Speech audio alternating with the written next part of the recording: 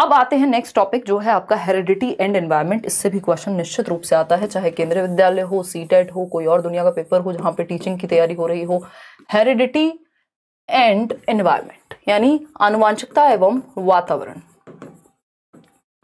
ठीक है, ये क्या है? हेरिडिटी को हम कहते हैं कि ये नेचर का पार्ट है, यानी प्रकृति पोषण विवाद भी कह देते हैं। इस पे बहुत ही ज्यादा लड़ाइयां भी होती हैं मनोवैज्ञानिकों के बीच, चाइल्ड साइकोलॉजिस्ट के बीच, कि भाई नेचर ज्यादा जरूरी है या नर्चर ज्यादा जरूरी है।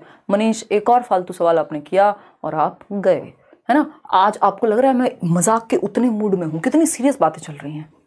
हम यहाँ एरिक्सन डिस्कस कर रहे हैं, हम यहाँ ऐसे ऐसे लोगों को डिस्कस कर रहे हैं जिन्होंने दुनिया बदल दी पढ़ाई की, दुनिया मनोविज्ञान में और बच्चों के विकास में, चाइल्ड डेवलपमेंट में, सब पलट के रख दिया। और आप लगे हैं शादी कब करेंगे, हैं? मेरी शादी से दुनिया रुकी हुई है जैसे, हैं?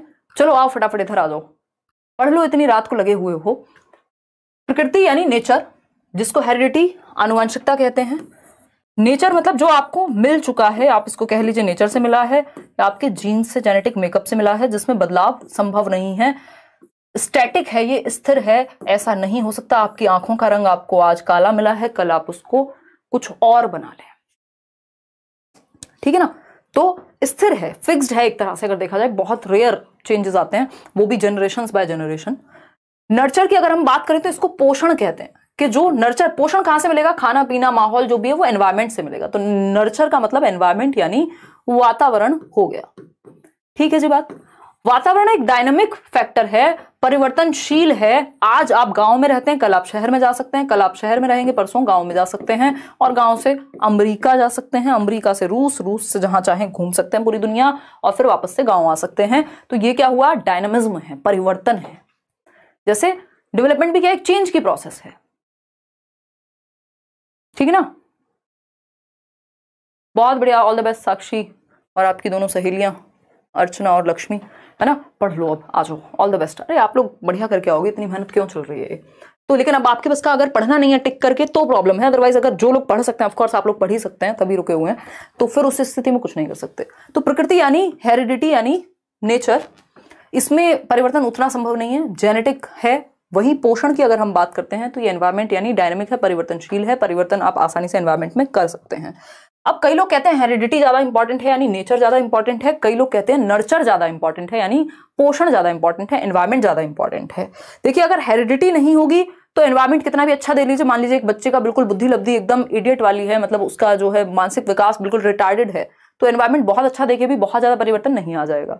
और अगर मान लीजिए हेरिडिटी बहुत अच्छी है और एनवायरमेंट एकदम खराब मिल गया, तो जिसको साइंटिस्ट बनना था वो चोर या टेररिस्ट भी बन सकता है। तो ये क्या हुआ? दोनों ही चीजें महत्वपूर्ण हो गई। ठीक, तो हम ये कहेंगे नेचर और नर्चर की जब हम बात कर रहे हैं तो दोनों ही महत्वपूर्ण हैं। नेचर और नर्चर की डिबेट में आपको दोनों के साथ रहना है। कुछ पक्षों में नेचर ज्यादा प्रभावी हो जाता है यानी हेरिडिटी, जैसे आपकी आंखों का रंग, आपकी बालों का रंग, आपका बॉडी टाइप, आपकी हाइट, ये सब हेरिडिटी से ज्यादा प्रभावित होती हैं। और आपका जो एजुकेशन है, न्यूट्रिशन है, ये एनवायरमेंट से, ट्रेनिंग है, वो एनवायरमेंट से ज्यादा प्रभावित होती है। तो डेवलपमेंट क्या है? प्रोडक्ट है। डेवलपमेंट क्या है? वुडवर्थ कहते हैं दोनों ही महत्वपूर्ण है विकास में, चाहे वो हेरिडिटी हो चाहे वो एनवायरमेंट हो, दोनों का गुणनफल है विकास। लेकिन याद रखिएगा, गुणनफल है, एडिशन नहीं है, एडिटिव नहीं होते। ये पेपर में पूछा जा चुका है और ये अलग अलग लेवल्स के तरीके से भी पूछा जाता है। एडिटिव नहीं होते यानी योग नहीं हो सकता हेरिडिटी और एनवायरमेंट का। हेरिडिटी प्लस एनवायरमेंट बराबर डेवलपमेंट नहीं होता, ये क्रॉस लगा लीजिएगा इस चीज पे। हेरिडिटी इनटू एनवायरमेंट होगा, हेरिडिटी की गुणा होती है एनवायरमेंट के साथ, दोनों क्या करते हैं? प्रतिक्रिया करते हैं, आपस में इंटरेक्शन होता है हेरिडिटी और एनवायरमेंट का, और तब जाकर के विकास होगा। तो डेवलपमेंट बराबर हेरिडिटी इनटू एनवायरमेंट। अब इसमें ऐसा नहीं कि 50% रोल जो है हेरिडिटी का है, 50% एनवायरमेंट का है। अगर ऐसा होता तो फिर ये एडिटिव हो जाते, इनमें योग संभव था। फिर तो 50% हेरिडिटी 50% एनवायरमेंट बन गई चाय। ऐसा थोड़ी है, कॉम्प्लेक्स इंटरप्ले है, जटिल पारस्परिक क्रिया है। कुछ क्षेत्र में हेरिडिटी बहुत ज्यादा प्रभावी हो जाती है, कुछ में एनवायरमेंट ज्यादा प्रभावी हो जाता है। ठीक है ना। अगर आप एजुकेशन की बात कर रहे हैं तो फिर एनवायरमेंट मैटर ज्यादा करेगा। अगर हम हेरिडिटी की बात कर रहे हैं तो आपका जो इंटेलिजेंस का स्तर है वो हेरिडिटी से ज्यादा प्रभावित होगा।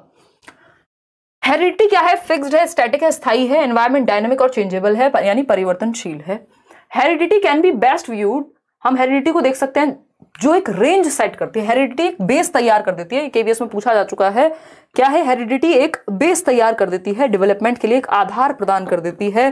हेरिडिटी क्या है, अब हम ये पढ़ेंगे थोड़ा सा। हेरिडिटी लोअर लिमिट और अपर लिमिट सेट कर देती है डेवलपमेंट के लिए। बीच में आप एनवायरमेंट की वजह से खेलते रहते हैं, है ना, तो एक लिमिट तय करने में या बेस देने का काम करती है हेरिडिटी।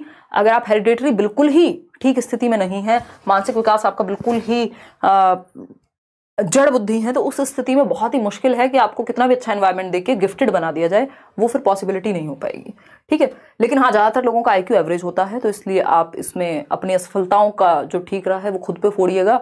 ये मत कहिएगा हमें तो हेरिडिटी से अच्छी इंटेलिजेंस नहीं मिली थी। ज़्यादातर दुनिया सिर्फ 2% लोग हैं जो जीनियस हैं, और 2% लोग से भी कम हैं जो एकदम इडियट हैं, बाकी सब एवरेज में ही हैं। More than 50% population average IQ रखती है। आईक्यू पे आएंगे अभी। तो is actually shaped by the support and opportunities of the environment, यानी जो हेरिडिटी है उसको सपोर्ट मिलती है, एनवायरनमेंट और हेरिडिटी दोनों काम करते हैं। बेसिकली सपोर्ट देखिएगा, जो डेवलपमेंट है उसको सपोर्ट मिलता है हेरिडिटी और एनवायरनमेंट में जो अपॉर्चुनिटीज मिली हैं उससे, ठीक है। ये वही बेसिक बात जो हम 4 बार रिपीट कर चुके हैं। यार आजकल मेरी तबीयत जो है ना वो थोड़ी सी एग्जॉस्टेड हूं मैं। देखिएगा, अब आते हैं प्रिंसिपल्स ऑफ डेवलपमेंट पर। प्रिंसिपल्स ऑफ डेवलपमेंट देखिएगा, नेक्स्ट वीकेंड शायद सैटरडे संडे आपकी ऑफलाइन क्लासेस मैं रख सकती हूँ, तो दिल्ली आने के लिए तैयार रहिएगा, ठीक है जी।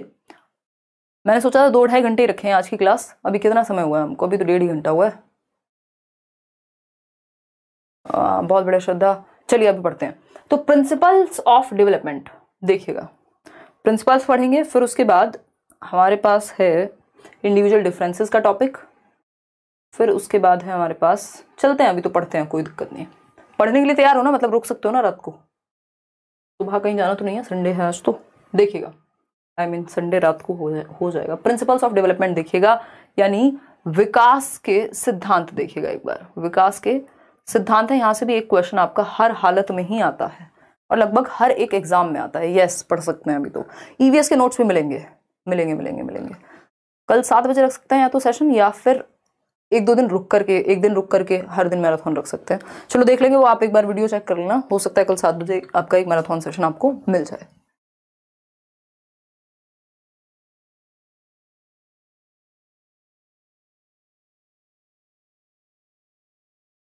चलिए बहुत बढ़िया, अभी तो जगे हुए हैं आप। प्रिंसिपल्स ऑफ डेवलपमेंट यानी विकास का सिद्धांत। प्रिंसिपल्स ऑफ डेवलपमेंट, विकास के सिद्धांत, यानी विकास क्या है? एक यूनिवर्सल या ब्रॉड प्रक्रिया है, एक बहुत बड़ी प्रक्रिया है। तो इसको समझने के लिए कुछ सिद्धांत बनाए गए कि इसको बेहतर तरीके से समझें, इसलिए कुछ रूल्स बना लो। जैसे ह्यूमन नेचर क्या है, बड़ा कॉम्प्लेक्स सा है, तो समाज ने क्या किया यार, तमीज से रहने के लिए कुछ रूल्स बना लो। तो रूल्स क्या हमें हेल्प कर देते हैं, ज्यादा भसड़ नहीं होती दिमाग में, हमें पता होता है ये फॉलो करना है, अगर ज्यादा दिमाग नहीं लगाना तो ये फॉलो कर लो, चुपचाप से बात खत्म, ठीक। तो इसी तरह से विकास के भी कुछ सिद्धांत बनाए गए कि इन सिद्धांतों पे विकास काम करता है, क्योंकि विकास एक ब्रॉड प्रक्रिया है, बहुत ही बड़ी प्रक्रिया है, तो इसको बेहतर तरीके से समझने के लिए कुछ सिद्धांत डेवलप किए गए।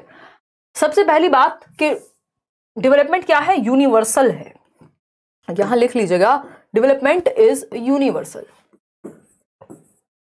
Development is universal. यूनिवर्सल यानी विकास एक सार्वभौमिक प्रक्रिया है। विकास एक सार्वभौमिक प्रक्रिया है। सार्वभौमिक प्रक्रिया है यानी पूरी दुनिया में, चाहे आप एशिया में रहते हो, यानी आप भारत के बच्चे हैं, आप पाकिस्तान के बच्चे हैं, आप श्रीलंका के बच्चे हैं, या आप अमेरिका के बच्चे हैं, आप कजाकिस्तान के बच्चे हैं, आप रशिया के बच्चे हैं, आप कनाडा में रहने वाले एक बच्चे हैं, मतलब दुनिया के सारे बच्चों में विकास की जो प्रक्रिया है वो लगभग सेम तरीके से काम करती है। यानी विकास सार्वभौमिक है, एटलीस्ट जो स्टेजेस हैं। तो इन्फेंसी पूरी दुनिया के हर बच्चे के लिए एक जैसा ही रहेगा। चाइल्डहुड है तो सभी के लिए एक जैसा रहेगा, ऐसा तो नहीं है चाइल्डहुड में अगर रशिया का बच्चा है तो वो तो भाई ओलंपिक्स में चला जाता है और यहाँ बच्चे चल नहीं पाते, ऐसा नहीं होता ना। मतलब जा सकता है ट्रेनिंग वगैरह से, लेकिन इन्फेंसी मतलब सभी के लिए एक जैसा। जन्म से 2 वर्ष में यदि बच्चा सेंसस से सीखता है तो पूरी दुनिया के बच्चे ऐसे ही सीखते हैं, है ना। बच्चा अगर चलने से पहले क्रॉल करना, घिसट के चलना सीखता है तो वो सारी दुनिया में यही पैटर्न फॉलो होता है। यानी विकास का जो पैटर्न है वो यूनिवर्सल है, ठीक। विकास का पैटर्न यूनिवर्सल है सभी के लिए, लेकिन रेट डिफरेंट है। याद रखिएगा, दर भिन्न है। दो सेम एज के बच्चे भी अलग अलग तरह से एक्टिविटी कर सकते हैं। देखिए, डेवलपमेंट इज कॉन्टिन्यूअस, ये हमें पता है, सतत चलता है, लाइफ लॉन्ग, वूम टू टूम, ये हुआ पहला सिद्धांत, जीवन पर्यंत चलेगा। डेवलपमेंट इज सीक्वेंशियल और ऑर्डरली, यानी क्रम में होता है। इन्फेंसी के बाद आपका चाइल्डहुड आएगा, उसमें भी पहले अर्ली चाइल्डहुड, लेटर चाइल्डहुड, फिर एडोलेसेंस, फिर अडल्टहुड, फिर ओल्ड एज जाकर के कहीं आएगी। एक क्रम है, एक सीक्वेंस है। Rate of development varies person to person, विकास की दर भिन्न होती है। याद रखिएगा, इसका जो पैटर्न है, जो विकास का पैटर्न है, वो पूरी दुनिया में सभी के लिए सेम है, यूनिवर्सल है। जो पैटर्न है, जो डेवलपमेंट का पैटर्न है, वो यूनिवर्सल है। सब जगह पे पैटर्न ऐसा ही फॉलो होता है कि पहले बच्चा बैठना सीखता है, फिर वो घिस घिस के, मतलब पहले चलना सीखता है, फिर बैठना सीखता है, फिर खड़े होना सीखेगा, फिर चलना सीखेगा, फिर दौड़ना सीखेगा कहीं। ये क्या है? एक पैटर्न है जो सब जगह फॉलो होगा। बच्चा पहले एक सेंटेंस बोलने से पहले वो सिंगल शब्द बोलना शुरू करता है, उसके बाद वो दो शब्दों को जोड़ के नया शब्द जोड़ेगा। तो ये क्या हुआ? एक पैटर्न है, सेम होगा, यूनिवर्सल है। लेकिन रेट सेम नहीं है, यानी पैटर्न तो सेम है सभी के लिए, विकास का जो पैटर्न है वो सेम है, लेकिन रेट इज डिफरेंट, दर जो है वो भिन्न है। अगर दो सेम एज के बच्चे हैं, दोनों में सेम गति से विकास होगा जरूरी नहीं है। एक बच्चा है जो 9 महीने में खड़ा होना सीख गया था, दूसरा बच्चा है जिसको लगभग 1.25 साल या 1.5 साल लग गया, तो दर भिन्न है। किसी में कोई चीज तेजी से होती है, उसमें हेरिडिटी और एनवायरमेंट दोनों ही कारण होते हैं, किसी में वही चीज जल्दी हो जाती है। ठीक है ना? क्लियर है? कोई दिक्कत परेशानी इस बात को समझने में अगर है तो आप बता सकते हैं। क्लियर है ना? चलिए, तो रेट इज डिफरेंट, याद रखिएगा, ये बहुत इसमें कंफ्यूजन होती है। रेट डिफरेंट है, दर जो है वो भिन्न है, पेस जो है वो भिन्न है। भाषा बदल दे उससे कोई फर्क नहीं पड़ता, है ना। पेस डिफरेंट हो सकता है, लेकिन स्टेजेस सेम है, पैटर्न सेम है, पूरी दुनिया के लिए यूनिवर्सल है, सार्वभौमिक है। ये छोटी छोटी बातें हैं जो आपको बड़े बड़े नंबर बचाएंगी। ठीक, आगे बढ़ते हैं। डेवलपमेंट जो है वो प्रोसीड करता है जनरल टू स्पेसिफिक, सामान्य से विशिष्ट की ओर जाता है विकास, सामान्य से विशिष्ट की ओर जाता है। पहले बच्चा जनरल एक्टिविटीज करता है, यानी ये हाथ पांव पूरे शरीर से रोएगा भी तो, या अगर किसी सामान को पकड़ना है, बॉल पकड़ाओगे ना, वो ऐसे पकड़ेगा, पूरे हाथों का यूज करके, पूरी आर्म्स का यूज करके। बाद में तो आप ऐसे कैच कर लेते हैं। ये क्या हुआ? Specific activity. पहले पेन पूरे हाथ से पकड़ रहे थे, अभी आप सिर्फ एक फिंगर और थंब का यूज करके पकड़ लेते हैं, तो इसी को सामान्य से विशिष्ट कहेंगे। Growth and development is a product of heredity and environment, यानी विकास किसका गुणनफल है? आनुवांशिकता और वातावरण का। हम जो भी हैं, तीसरा फैक्टर ही नहीं है, या तो हमें एनवायरमेंट से मिला होगा या हेरिडिटी, या इन दोनों का इंटरेक्शन होगा। ठीक है ना? ऐसा नहीं हो सकता आपकी जो भी इंटेलिजेंस का स्तर है, या तो एनवायरमेंट या तो हेरिडिटी, कोई और तीसरी चीज तो है नहीं, इन दोनों का ही प्रोडक्ट है। डेवलपमेंट प्रेडिक्टेबल होता है, यानी पूर्वानुमान लगाया जा सकता है। भारतवर्ष में एक कहावत जो है वो बहुत ही फेमस है कि पूत के पांव पालने में दिख जाते हैं, यानी पुत्री के भी दिख ही जाते होंगे, बट ऐसे ही चलता है समाज, जनरली बदल जाएगा समय के साथ। तो ये क्या हुआ कि मतलब आप बच्चे को, इसका कुल मिला के अर्थ ये है कि आप बचपन में ही देख सकते हैं, जो उसकी एक्टिविटीज है उस आधार पे आप अनुमान लगा सकते हैं कि विकास ये इस तरह की स्थिति में या इस चीज में ज्यादा इंटरेस्ट रखता है, तो उसको इधर भेज सकते हैं। या फिर ये भी पूर्वानुमान लगा सकते हैं कि बच्चा बैठना सीखेगा, क्रॉल करना सीखेगा, या वॉकिंग पहले सीखेगा, उसके बाद वो जंपिंग सीखेगा, उसके बाद वो रनिंग सीखेगा। ये क्या है? एक अनुमान है, क्योंकि एक पैटर्न है ना, तो पैटर्न की वजह से हम क्या एक अनुमान लगा सकते हैं कि विकास की प्रक्रिया चलती कैसे है। There is a constant interaction between all factors of development, यानी विकास के जितने भी पक्ष हैं वो सब आपस में जुड़े हुए हैं, फिजिकल, कॉग्निटिव, सोशल और इमोशनल। क्लियर है कि नहीं है ये बता दीजिए, फिर हम बढ़ जाएंगे आगे। अच्छा, एक डायरेक्शन जो है प्रिंसिपल का, वो प्रिंसिपल ऑफ डायरेक्शन जो है वो बहुत ही महत्वपूर्ण है। देखिएगा, डेवलपमेंट मॉडिफिएबल है, रिवर्सेबल नहीं है, ये बात भी ध्यान रखिएगा पेपर में। और कोई कह रहा है ऊत के बाल, अच्छा जो भी है यार, ठीक है ना, समझ लिया करो। हाँ, एग्जैक्टली आदि, बहुत ही बढ़िया। देखिएगा, अगर हम बात करते हैं यहाँ पे प्रिंसिपल ऑफ डायरेक्शन की, तो प्रिंसिपल ऑफ डायरेक्शन क्या कहता है भाई? दिशा का सिद्धांत है, यानी विकास की एक दिशा होती है जिसको फॉलो करता है वो। इसमें 2 सिद्धांत हैं दिशा में, एक है सेफेलोकॉर्डल, यानी सिरोध पदोन्मुखी या लंबवत या लॉन्गिट्यूडिनल विकास, इसको हम कहते हैं। लॉन्गिट्यूड समझते हैं ना, लंबवत, जब आप गणित में पढ़ते होंगे एक लॉन्गिट्यूड होता होगा जिसको हम लंब बोलते थे ना, और ये एक बेस होता था, फिर हाइपोटेन्यूज होती थी, कर्ण जिसको बोलते थे। तो ये क्या है? लंबवत मतलब स्ट्रेट, टॉप टू डाउन, ठीक है ना, टॉप टू डाउनवर्ड्स चलेगा, हेड टू टो जाएगी। विकास की एक दिशा है जिसको हम सेफेलोकॉर्डल, सेफेल का मतलब है खोपड़ी, कॉर्डल मतलब जो आप नीचे की तरफ जुड़ा हुआ हिस्सा है। तो पहले बच्चा अपना सर संभालना यानी अपनी गर्दन संभालना सीखेगा, और जन्म के समय भी आप देखते हैं सर का ही भार ज्यादा है, तो पहले सर विकसित होगा, फिर आप गर्दन संभालना सीखते हैं, फिर नीचे के पार्ट पे कंट्रोल आता है, फिर खड़े होना सीखते हैं, फिर जाकर के चलना सीखते हैं। तो हेड टू टो यानी सर से पैर की ओर, पैर के अंगूठे, टो का मतलब यहाँ हो गया सर से पैर की ओर विकास की दिशा जाती है, यानी मैं कहूँ इसको टॉप टू डाउनवर्ड्स, लॉन्गिट्यूडिनल लंबवत कह सकते हैं इसको हम, सेफेलोकॉर्डल, सेफेल यानी खोपड़ी से, ठीक, गर्दन संभाली, फिर धीरे धीरे टॉर्सो पे कंट्रोल आएगा। अब आते हैं प्रॉक्सिमोडिस्टल, दूसरी दिशा है, दूसरी दिशा है प्रॉक्सिमोडिस्टल, नियर टू फार यानी केंद्र से बाहर, पेरिफेरी, पेरिफेरी मतलब सेंटर, प्रॉक्सिमिटी, प्रॉक्सिमोडिस्टल, डिस्टल का मतलब है फार, तो नियर टू फार यानी समीप से दूर की ओर। समीप क्या है? आपका हार्ट, आपकी स्पाइनल कॉर्ड जो सेंटर है आपकी बॉडी का वो समीप है, और उससे बाहर की ओर कंट्रोल आता है, आपके इन शोल्डर्स पर, या मैं कहूं इसके बाद आपकी आर्म्स पर कंट्रोल आता है, आर्म्स के बाद आपका हाथों पर कंट्रोल आता है, हाथों के बाद आपका उंगलियों पर कंट्रोल आता है। ये है near to far, centre to periphery, केंद्र से बाहर की ओर या सीमाओं की ओर, पेरिफेरी। इसी को आप ग्रॉस टू फाइन भी कह सकते हो, मतलब एग्जैक्टली नहीं, बट पेपर में general to specific, gross to fine इसी से जोड़ के दे दिया जाता है कि बच्चा है, पहले वो पूरे हाथ से पेन उठाता था, वो 2 उंगलियों से उठा लेगा, तो ये क्या है? प्रॉक्सिमोडिस्टल है। ठीक है, इतनी बात क्लियर है। पहले आपकी स्पाइनल कॉर्ड डेवलप होती है, आपका हार्ट डेवलप होता है, आपका बॉडी का सेंटर डेवलप होता है, ये सारी चीजें इसी में आती हैं। इसको ध्यान जरूर रखिएगा। सेफेल का मतलब ही है खोपड़ी, तो हेड टू टो तो यानी स्रोतपदोन्मुखी, सेफेलोकॉर्डल, प्रॉक्सिमोडिस्टल यानी near to far, centre to periphery, केंद्र से बाहर की ओर। अब आते हैं व्यक्तिगत विभिन्नताएं, इस पे भी कई क्वेश्चन देखने को मिलते हैं। इंडिविजुअल डिफरेंसेस, लग नहीं रहा आज इंटेलिजेंस हम कर पाएंगे, कल थोड़ा जल्दी क्लास शुरू करेंगे, कम से कम भी 7 बजे से, और ताकि 10 बजे तक भी अगर लेनी हो तो 3 घंटे के करीब हम सेशन रख पाएं, क्योंकि अगर पूरा सिलेबस इतने डिटेल में समझना है तो समय लगेगा अच्छा खासा, है ना। देखिएगा, व्यक्तिगत विभिन्नताओं का आधार, basis of individual differences. Individual differences क्या हैं? क्या कोई भी 2 लोग बिल्कुल एक जैसे हो सकते हैं?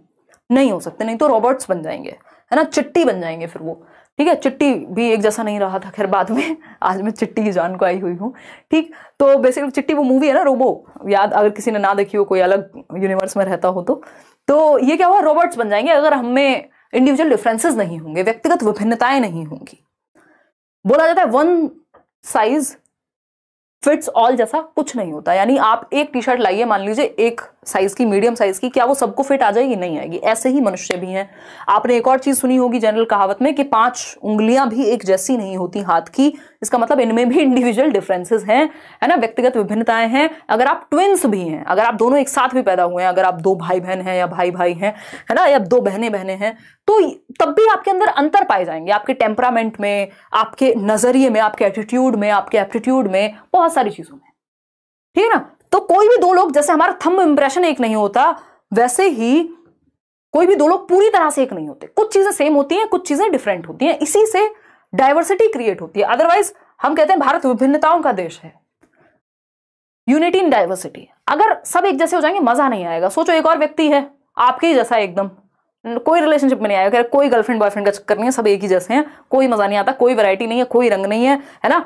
थोड़ा कुछ तो, आप दोस्त को कुछ बोल रहे हैं, वो आपको 2 टॉन्ट मारे, फिर तो जाके मजा आता है ना। एक व्यक्ति है जो आसानी से नाराज हो जाता है, दूसरा है जो आसानी से नाराज नहीं होता, तीसरा है जो स्पोर्ट्स में बहुत अच्छा है, चौथा है जो फिलॉसफी में बहुत अच्छा है, तो इससे रंग भरते हैं नेचर में।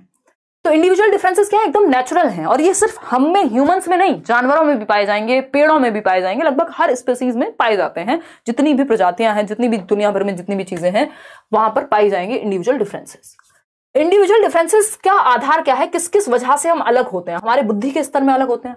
अगर हम बच्चों की बात करें, सारे बच्चे एक जैसे नहीं हो सकते। अगर क्लास में 30 बच्चे बैठे हुए सब एक जैसे होंगे नहीं, होने भी नहीं चाहिए, ठीक है ना। तो अगर हम बात कर रहे हैं इंटेलिजेंस की, बुद्धि की, तो उस केस में जो इंटेलिजेंस है या बुद्धि है, उसमें अलग अलग होते हैं। एकदम सेम आईक्यू नहीं होता सबका, थोड़ा थोड़ा अंतर कुछ ना कुछ होता रहेगा, बुद्धि का स्तर अलग होगा। इंटरेस्ट सबका, अगर आईक्यू भी सेम है फिर भी क्या होगा, इंटरेस्ट हो सकता है मुझे मनोविज्ञान में इंटरेस्ट आ रहा हो, आपको गणित में आ रहा हो, किसी तीसरे को म्यूजिक में आ रहा हो, तो हर बच्चे का इंटरेस्ट भी अलग होगा। किसी को स्पोर्ट्स में आ रहा हो, तो आपको बच्चे के इंटरेस्ट को पहचानना है।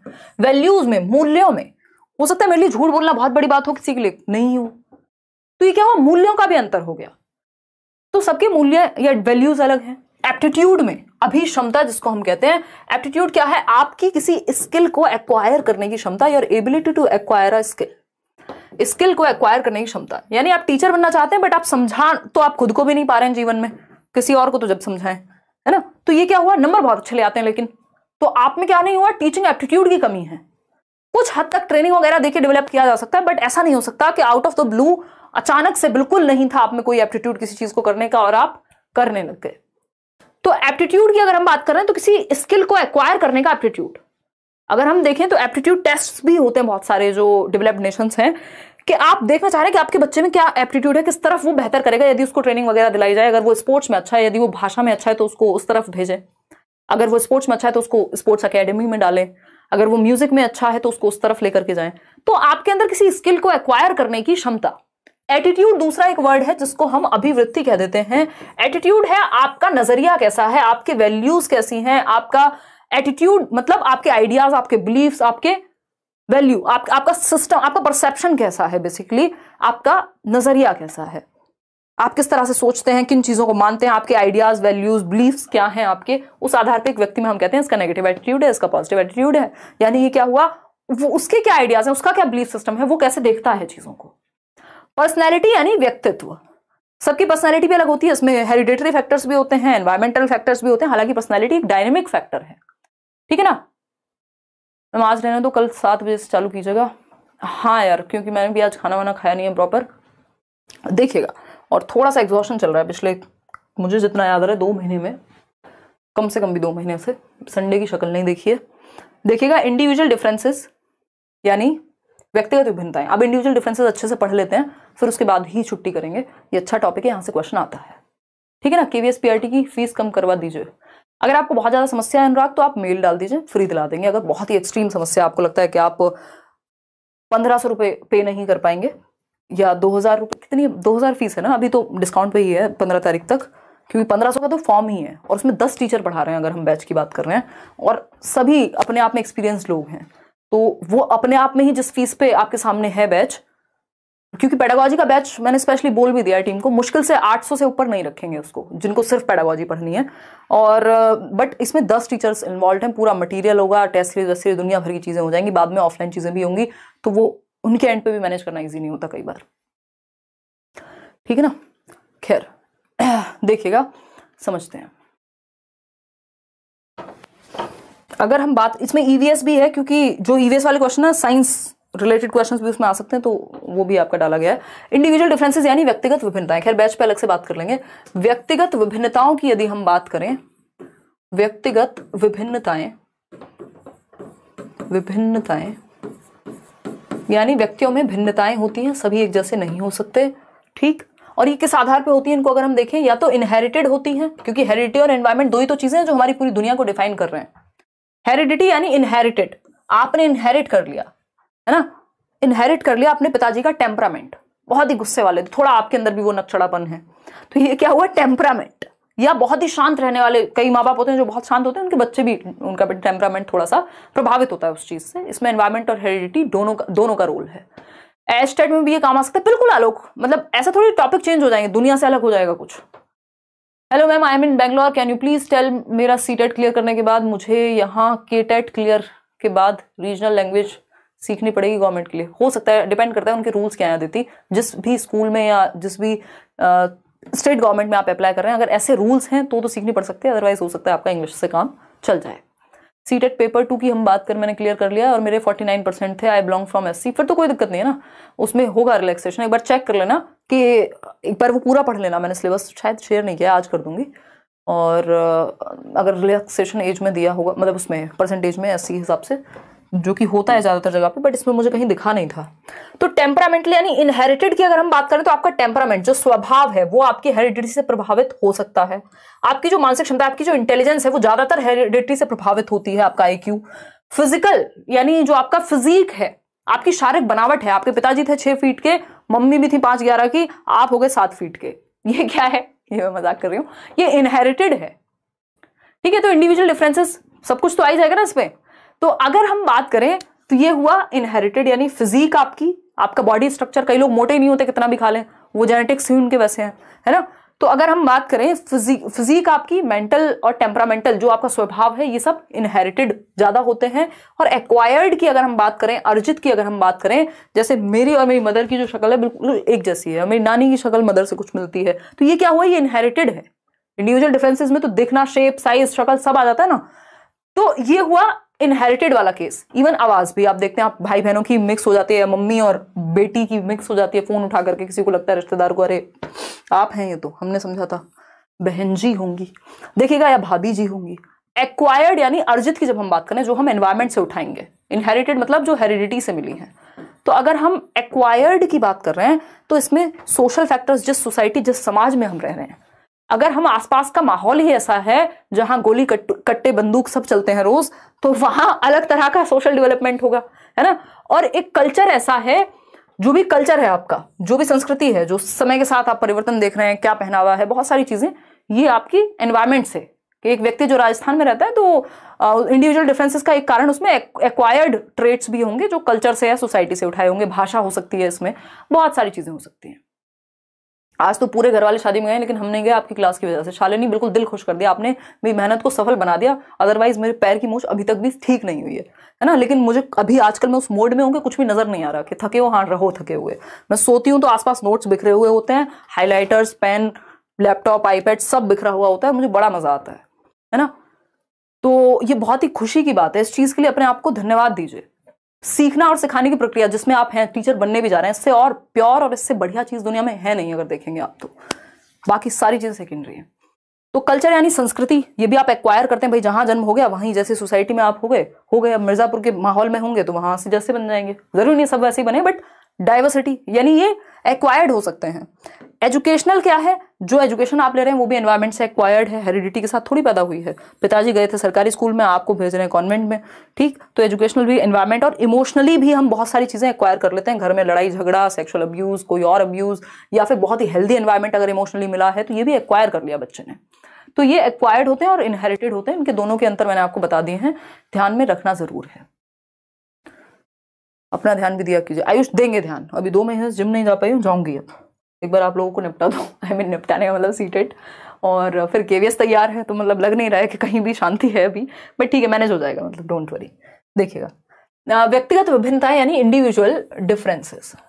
देखिए, इंडिविजुअल डिफरेंसेस दुनिया की प्रत्येक प्रजाति में पाए जाते हैं। कोई भी प्रजाति एक जैसी नहीं होती, सब में अंतर होते हैं। बंदर भी हैं अगर 2 तो वो बिल्कुल एक जैसे नहीं होंगे, अगर दिखते भी एक जैसे होंगे तब भी अंदर तो कोई ना कोई अंतर पाया जाएगा। उनमें किसी न किसी स्तर पर विभिन्नताएं पाई जाती हैं, सही बात है। इंडिविजुअल डिफरेंसेस या वेरिएशंस क्या है, कॉमन है सभी स्पीसीज में।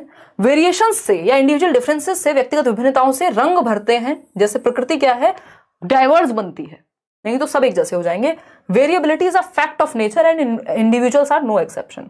यानी ये प्रकृति का नियम है कि हम में वेरिएबिलिटी है, और इस चीज को हम क्या करते हैं, हमें आपको बच्चे की जो इंडिविजुअल डिफरेंसेस है उनको सराहना है, उनको बेहतर करना है। कोई बच्चा है जो स्पोर्ट्स में अच्छा कर सकता है तो उसको वैसा माहौल दीजिए। कोई बच्चा है जो मैथ्स में अच्छा कर सकता है तो उसको वैसा माहौल दीजिए। कोई बच्चा है जो लैंग्वेज में बहुत अच्छा कर सकता है, उसको वैसा माहौल दीजिए। तो अपने मेथड में परिवर्तन बच्चों के इंडिविजुअल डिफरेंसेस के अकॉर्डिंग लाने। लेकिन हम क्या करते हैं, फलाना बच्चा है गुप्ता जी का और शर्मा जी की बेटी है, तुम तो इतने नंबर लाते नहीं हो। हमने कहा सब एक जैसे बन जाओ, रोबोट्स बन जाओ, सब डिफरेंसेस हैं कैसे तुम में। जबकि हमें वो डिफरेंसेस को क्या करना था, एक्सेप्ट करना था, या उसको लेके खुश होना चाहिए था कि भाई मेरे 3 बच्चे तीनों अलग अलग तरह के कलाकार हैं, है ना। कोई किसी चीज में अच्छा है, कोई किसी चीज में अच्छा है। लेकिन नहीं, अगर आप खुश भी होंगे तो आपके रिश्तेदार आके कहेंगे अरे आपका फलाने वाला बेटा या बेटी तो अच्छा है, ये सेकंड वाला थोड़ा अजीब है, और ये थर्ड वाला तो कुछ और ही है। तो ये क्या स्थिति, कंपैरिजन हम शुरू कर देते हैं, जबकि हमें इस चीज को एम्ब्रेस करना है। ये बहुत ही अच्छी बात है कि आपके पास वैरायटी है, अदरवाइज बोर हो जाएंगे। नोट देखिएगा, इसमें एक नोट है कि नोट वो वाला नोट नहीं है कैश वाला, है ना, टिप्पणी है, respect individual differences and don't laugh at others. आपको ये चीज ध्यान रखनी है, बच्चों में भी इंस्टिल करनी है कि व्यक्तिगत विभिन्नताओं का आपको ध्यान रखना है, रिस्पेक्ट करनी है उसकी, ना कि बच्चों को एक दूसरे पे हंसना है, उनकी जाति या उनके धर्म या उनके शरीर या उनके रंग या उनकी रुचियों के आधार पर या उनके खाने या उनकी भाषा के आधार पर आप बच्चों में विभेद नहीं करते, बल्कि उन चीजों को आप रिस्पेक्ट करते हैं कि इंडिविजुअल डिफरेंसेस आर देयर, ठीक है। और बच्चे फिजिकल कैरेक्टरिस्टिक्स में अलग दिख सकते हैं, रंग में, हाइट में, वेट में, स्ट्रेंथ में, हेयर कलर में अंतर पाया जा सकता है। इंटेलिजेंट हो सकते हैं कुछ बच्चे, डल हो सकते हैं कुछ, डोमिनेंट और सबमिसिव हो सकते हैं कुछ, क्रिएटिव होंगे कुछ, नॉट सो क्रिएटिव होंगे कुछ, आउटगोइंग होंगे जिनको बाहर जाना पसंद होगा, कुछ विड्रॉन होंगे जिनको बाहर जाना उतना पसंद नहीं होगा। जैसे मैं अगर दिन में आधे घंटे भी बाहर ना निकलूं तो मुझे लगता है कि मैं जीवन क्यों जी रही हूँ, है ना। मेरी कोशिश रहती है क्लास के बाद भी अगर मौका मिले तो आधे घंटे हवा खा लो, ठीक है ना, एक कॉफी ही पी लो, मिल लो किसी से अगर पॉसिबल है तो ये क्या हुआ, क्योंकि मुझे हर दिन कहीं जाने की आवश्यकता होती है, मेरा रूटीन बहुत ही फ्लेक्सिबल है, तो ये क्या हुआ, मतलब विड्रॉन नहीं हूं मैं। हो सकता है किसी को घर से निकलना अच्छा लगता ही ना हो, उसको लगे यार मेरे को तो अकेले एकांत में रहने दो, या आप दोनों भी हो सकते हैं अलग अलग समय पे। तो आप आउटगोइंग हो सकते हैं बहुत ज्यादा, किसी को पार्टी पसंद है, किसी को अकेले रहना पसंद है, एकांत पसंद है। The list of variations can be endless. तो अंतरों का जो है अंत, व्यक्तिगत विभिन्नताओं का अंत नहीं है, बहुत तरह की व्यक्तिगत विभिन्नताएं व्यक्ति में हो सकती हैं। अब इसमें बहुत इंपॉर्टेंट चीज है, जो टर्म्स आपके पूछे जाते हैं पेपर में, विद्यालय में यूनिफॉर्म आवश्यक है। यूनिफॉर्मिटी की हम बात करते हैं ना, यूनिफॉर्म समझते हैं आप, सब एक जैसा। अगर ऐसे यूनिफॉर्म के नाम पे स्कूल फेमस हो जाते हैं, हमारे यहाँ एक स्कूल है, उसको मतलब लोग मजाक में बोलते हैं, खैर, हरी वर्दी गुंडागर्दी, कि वहां की जो यूनिफॉर्म है वो कैसी है, हरी है, ग्रीन है, कोई कॉन्वेंट स्कूल है। और मान लीजिए किसी और स्कूल की यूनिफॉर्म है, वो एक ही जैसी होती है, तो व्हाइट शर्ट है, ब्लू कलर की पैंट है या स्कर्ट है, या कोई और, मतलब यूनिफॉर्म मतलब सबके लिए एक जैसा। चाहे आप के घर में बहुत अधिक धन है, किसी भी जाति से हैं आप, किसी भी समुदाय से हैं, किसी भी चीज में इंटरेस्ट है, आपको फैशन में है नहीं है, बट यूनिफॉर्म सबके लिए एक जैसी है। इससे क्या होता है, थोड़ा सा ये हो जाता है कि मान लीजिए जिसके पास संसाधन ज्यादा है वो स्कूल में सज के आए, और एक बच्चा है जिसके पास, बेचारे के पास कपड़े भी ठीक से नहीं है, तो वो ना पहन के आए, तो अजीब सी स्थिति बन जाएगी। तो इसलिए ये एक रूपता जरूरी होती है कि यूनिफॉर्म हम बना देते हैं। अभी तक तो हमारी कंट्री में एटलीस्ट हम ये फॉलो कर ही रहे हैं। कोई कुछ पूछ रहा है, सिद्धार्थ साहू कह रहे हैं सीटेट अपीयरिंग स्टूडेंट के लिए क्या चांस है केवीएस में, 2 दिन बहुत पेनफुल गए हैं, नोटिफिकेशन देखकर क्या करूं समझ नहीं आता। सिद्धार्थ, अगर आप मुझसे ऑनेस्टली पूछेंगे, अगर मैं आपके दिल को खुश करने की बातें करना चाहूं तो कोई अंत नहीं है। मैं ट्विटर अभियान से लेके जो आप कहेंगे वो भी कर दूंगी, अगर आप कहना चाह रहे हैं। अदरवाइज आप लॉजिकली पूछेंगे और सच में पूछेंगे जैसा सिस्टम है, तो मुझे लगता है होना नहीं है कुछ। अब ये जनरली मैं नेगेटिव बातें नहीं करती हूँ, बट थोड़ा सा अगर हम लॉजिक का प्रयोग करें यहाँ, तो 1 मिनट में हम देख सकते हैं। मैंने बताया आपको 2016 से 18 में 18 में वैकेंसी आई थी केवीएस की, और 2016 से 18 तक 2 साल से भी ज्यादा का समय हो चुका था, सीटेट नहीं हुआ था, ठीक। तो उस टाइम पे एक रीजन था कि उन्होंने अपीयरिंग में अलाउ कर दिया। क्यों? क्योंकि सीटेट की गलती है कि 2 साल से नहीं निकाला, ठीक है ना। अभी स्थिति क्या, अब आप कहेंगे कि नहीं साल में 2 बार होता था सीटेट, अब 1 बार हो रहा है। अब वो कहें अब केवीएस भी 4 साल में आई है वैकेंसी, इस चीज पे आप घेर नहीं सकते। जो स्थिति है सरकार को घेरने वाली या संस्था को घेरने वाली, वो ये लॉजिक उतना नहीं बन पाता उनके अकॉर्डिंग। इसमें ये चीज हो सकती थी, मान लीजिए, क्योंकि जो आज सीटेट अपीयरिंग में है, ध्यान से समझिएगा, जो सीटेट अपीयरिंग में है, तो ऐसा तो है नहीं उसकी एज निकल गई है। इसका मतलब वो तो अपनी पढ़ाई अपनी गति से कर रहा था, उसका तो कोई नुकसान नहीं हुआ, ना कोरोना से ना किसी और से। वो तो अभी अगर बीएड या डीएलएड में पढ़ ही रहा है या पढ़ ही रही है, तो उसकी एज तो निकल नहीं रही, वो तो अपनी पेस पे पढ़ रहा है। अगर केवीएस वो पहले दे भी देते तो क्या ही हो जाता, है ना। तो अब ये इनकी अपनी सेंसिटिविटी है कि ये लोग कर सकते थे अलाउ, जो कि कर देते तो कुछ बुरा नहीं हो जाता। बट अगेन इसमें बहुत ज्यादा बन नहीं पा रही बात, मतलब मुझे नहीं लगता कि इस चीज पे बहुत ज्यादा परेशान होके, या उनको तो लग रहा है आप तो अपने पेस पे चल रहे हैं, क्या हो गया अगले साल फिर दे देंगे, जरूरी थोड़ी 4 साल बाद ही आएगी। तो लेट्स सी क्या रहता है। मेरी तरफ से आप लोग जैसा कहेंगे वैसा हो जाएगा, बट मुझे पर्सनली इस बात में बहुत ज्यादा तर्क महसूस नहीं हो रहा कि इस चीज को लेकर के आपको बहुत ज्यादा उम्मीदें नहीं पालनी चाहिए। अगर कोशिश कर भी रहे हैं बहुत अच्छी बात है, आधार ग्राउंड या रीजंस तो हर चीज के हैं, बट सक्सेस के जो चांसेस हैं वो बहुत रेयर हैं इस केस में, है ना। खैर ये अपने आप में निराशाजनक बात भी है, बट अब इसमें मैं कोई मीठी गोली देके क्या करूं आपको।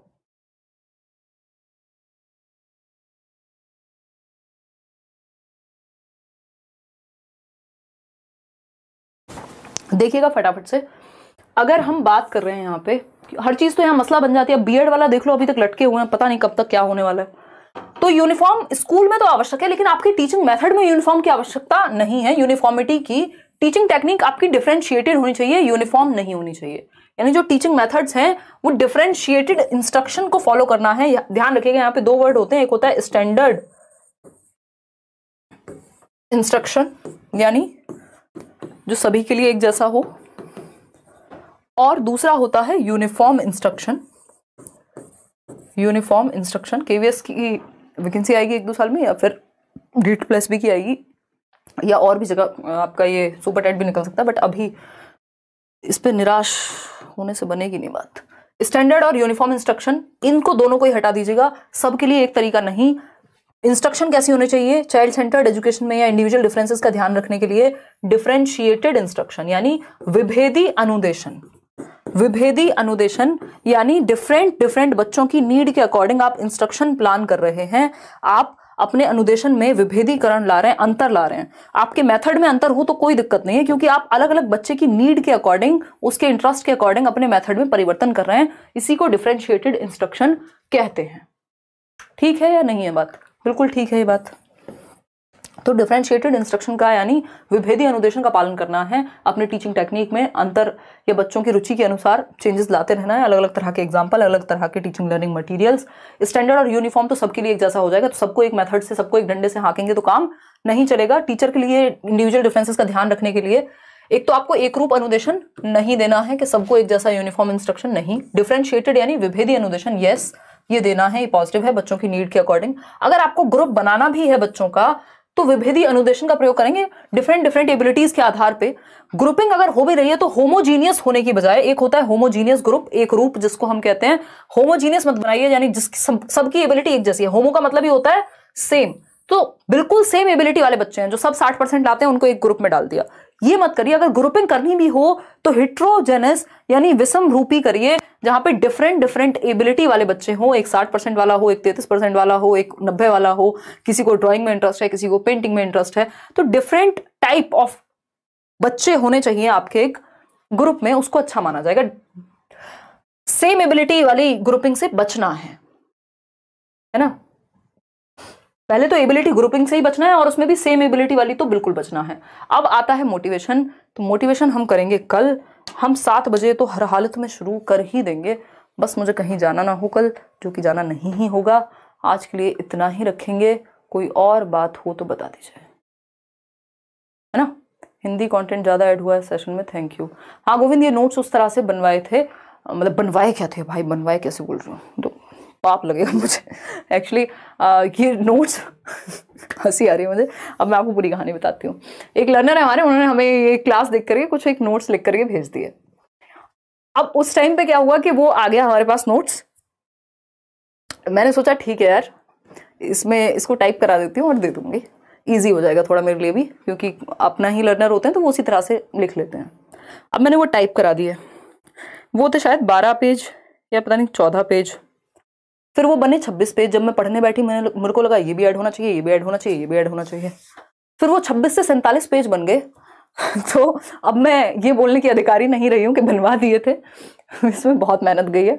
तो मतलब कोशिश मैंने ये की थी, ये टाइप करा दिए थे कह सकते हो आप, कि इसमें बाइलिंगुअल सी स्थिति रहे और आप आसान भाषा में समझ पाएं। इसको प्योर इंग्लिश मीडियम में भी दे देंगे, उस पर काम करेंगे बिल्कुल, क्योंकि ये नोट्स वाला ऐसा काम है, आप किसी से करा भी लो ना मज़ा नहीं आता, वो लैंग्वेज का टच ही नहीं आ पाता। मैम कुछ तैयारी नहीं हो पाया है, कुछ आगे मार्गदर्शन कीजिए। बीएड कर चुका हूँ मैंने, आपका पेड कोर्स भी ले रखा है, वीडियो देख नहीं पाता हूँ। अब कमर इसमें क्या करें, 2 बूंद जिंदगी की पिलाएं हैं। अगर देखोगे ही नहीं, दवाई खाओगे ही नहीं, फायदा कैसे होगा सरकार, हैं बताओ एक बार।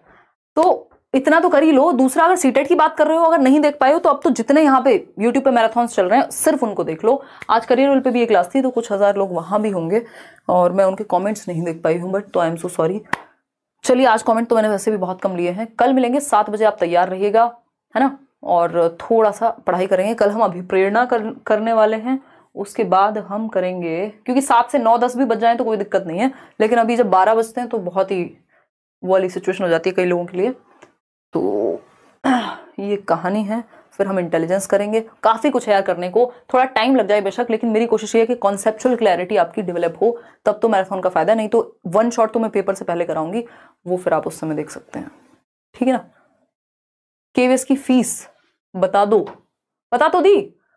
जो जनरल पेपर है उसकी 1500 है, जो कंबाइंड बैच है पीआरटी वाला उसमें 2000 है, अभी डिस्काउंट है 15 तारीख तक, और ये बढ़ी हुई थी ऑलरेडी फीस, फिर इस पर चर्चा करके और इसको कम कराया है, तब जाके ये फीस है। इसके अलावा अगर हम बात कर रहे हैं तो आपका पेडागोजी का एक स्पेशल बैच है जो कल से शुरू होगा सिर्फ केवीएस के लिए ही, तो वो भी आप ज्वाइन कर सकते हैं। उसकी फीस 800 से ज़्यादा नहीं रखेंगे, है ना।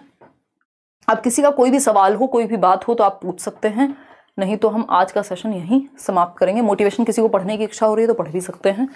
अब आपकी मोटिवेशन अगर बनी हुई है तो हमें कोई दिक्कत खास नहीं है। अब भूख लग लग के जा चुकी है। मैं कुछ कमेंट पढ़ लेती हूँ, फिर नेक्स्ट क्लास आपकी, इसके कई सेशन रहने वाले हैं क्योंकि सीडीपी ही इतना बड़ा है। अगर इसको हम बहुत अच्छे से पढ़ें तो इसी को समझने में टाइम लगेगा। अदरवाइज हिंदी, इंग्लिश, मैथ्स की पेडागोजी एक एक दिन में निपटा देंगे क्योंकि कुछ टॉपिक्स तो इसमें भी कवर हो जाते हैं। और ईवीएस में थोड़ा सा टाइम लग सकता है, वो भी थोड़ा लेंदी है, ठीक है ना। हाँ, एनईपी 2020 क्वेश्चन आने के चांसेस नहीं है, जिनमें आएंगे ही। पिछली बार इतने भर भर के क्वेश्चन दिए, अब तो एनईपी आ चुकी है ना, वो तो सब जगह आ रहे हैं। हम अगर आप वाइस प्रिंसिपल से लेकर दुनिया के किसी एग्जाम में चले जाएंगे आज की डेट में तो एनईपी के क्वेश्चन आपको मिलेंगे। तो एनईपी से आप नहीं बच सकते हैं सरकार। मैंने दो वीडियो बनाए हुए हैं, एक बार वो 2 क्लासेस अटेंड कर लीजिए एनईपी की। अब आपका कोई भी सवाल हो, सुझाव हो, विचार हो, ये नोट्स आप टेलीग्राम से डाउनलोड कर लीजिएगा, एक बार रीडिंग कर लीजिएगा, और जब क्लास देखेंगे तो और मजा आएगा। बहुत सारी ऐसी एक्स्ट्रा चीजें भी होंगी जो हम डिस्कस करते रहेंगे साथ साथ, जो जरूरी है। आपके एग्जाम सेंट्रिक बात कर रहे हैं हम, अदरवाइज तो जब मैं डेवलपमेंट की क्लास लेती हूँ पेडागोजी स्पेशल में, मुझे लगता है 15-15 क्लासेस तक चली जाती है एक चैप्टर की। तो वही एक बात है। मैराथन की क्लासेस चलेंगी अभी आपकी, जब तक ये सीडीपी कंप्लीट नहीं होता। इसमें 3 दिन भी लग सकते हैं, 4 दिन भी लग सकते हैं, ठीक है। चलिए, take care, bye bye. Depend करता है, कल अगर हमने 3-4 घंटे खींच दिया तो फिर 3 से 4 दिन में खत्म हो जाएगा। बहुत एनर्जी है अभी, पढ़ाइए। कौन है ये व्यक्ति? हाँ, आज इतना ही रखते हैं, फिर कल मिलेंगे। Bye bye.